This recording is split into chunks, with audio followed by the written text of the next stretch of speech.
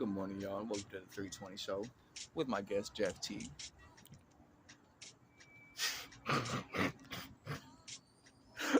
Oh no, I'm cooked. I'm so cooked. Brother, no. I'm gonna leave it in because that shit was funny as fuck. But no, I was gonna say he always in here for all the NBA stories. So that's why he.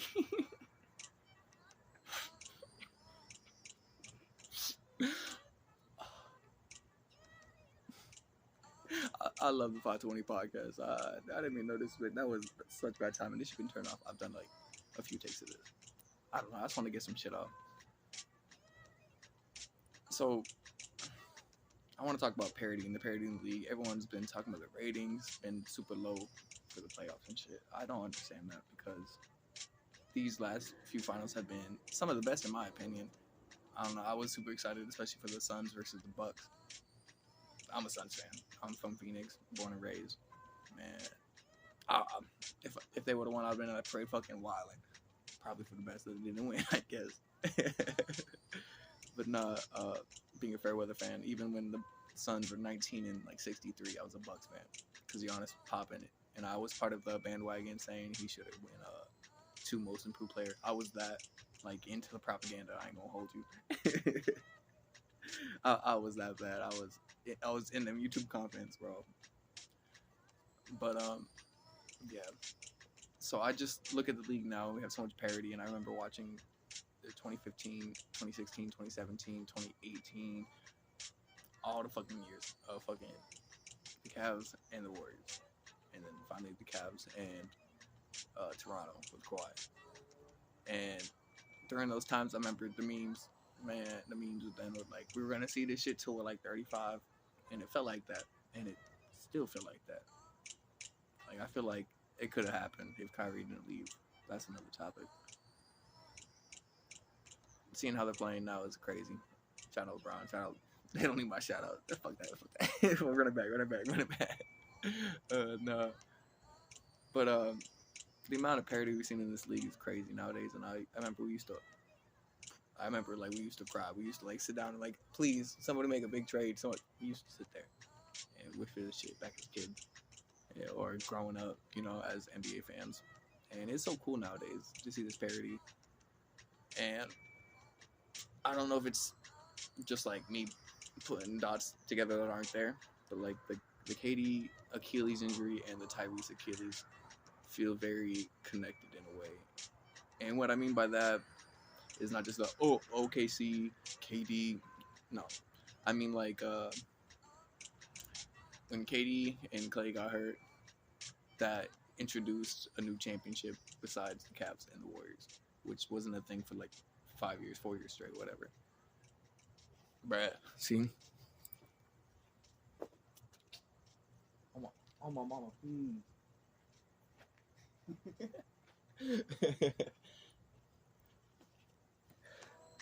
So, yeah, during those years, we really wish for parity.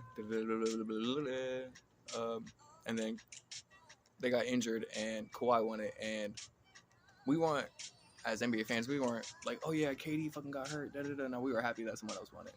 And it was bittersweet because like one of the greatest to ever do it got hurt during that cycle or during that playoffs, and it took him out for the next year too. So him and the Nets couldn't really reach their full potential. I don't know. The whole Big Three generation, which I'm hoping is dying out.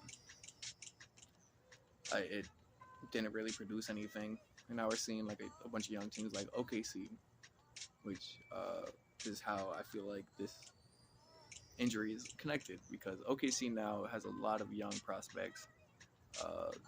They have a lot of draft picks. And I was watching the Gil and Low podcast about T-Mac and Kobe, which was cinema. I was watching that at work, and thank you guys for that. That shit was heat. In my opinion, Gil was getting cooked most of it, but he did make a very valid point at one point when he was moving a goalpost for anyways, I ain't trying to beef with no NBA player. It was funny. I fuck with them heavy. Like I watch all the podcasts, all that shit. It's just so good to enjoy. Podcast P, even though nah, I'm just throwing straight. No, that's not it. It's not it. I don't know. I'm not media trained. I'm just a dude. I just got off work. I've tried this like 3 or 4 times. I'm just trying to get like the pitch of the music and everything right. I'm a caveman when it comes to editing. I'm Amish. I'm an Amish super type shit.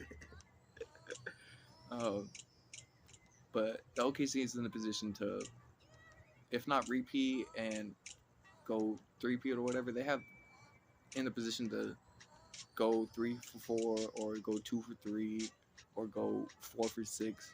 Like they're gonna be, in my opinion, the new Spurs.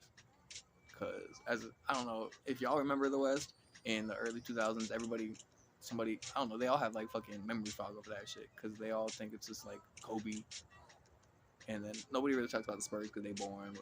But as a Suns fan, I hated the Spurs. Manu Ginobili always opening that corner. Every Christmas, he gonna hit that shot. Sorry.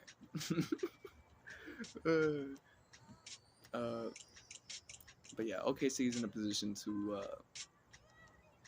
trade assets as they have. They have a lot of contracts coming up, which will be interesting to see how they move about it. Being a smaller market, which I really don't understand nowadays, because I understand the marketing aspect of it.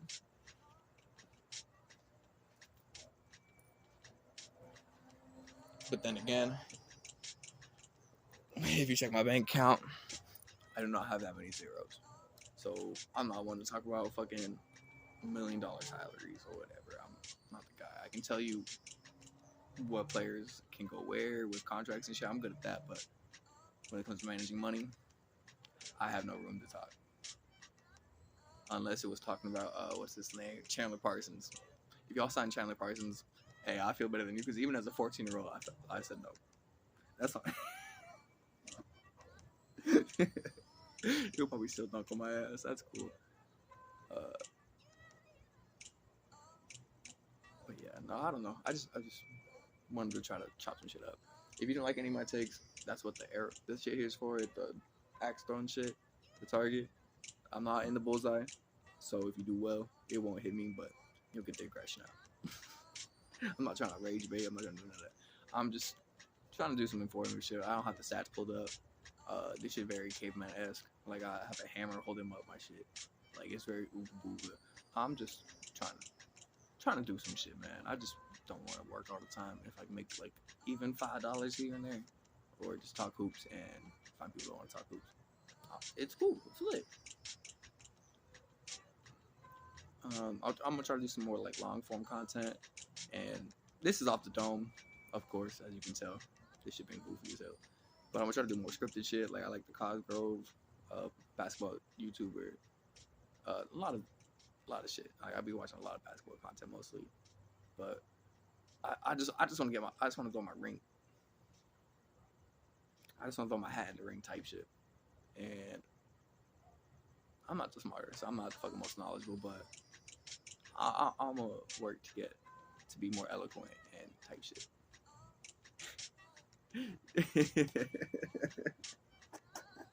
Hey, I talk later to my interviews till I get hired. It's okay.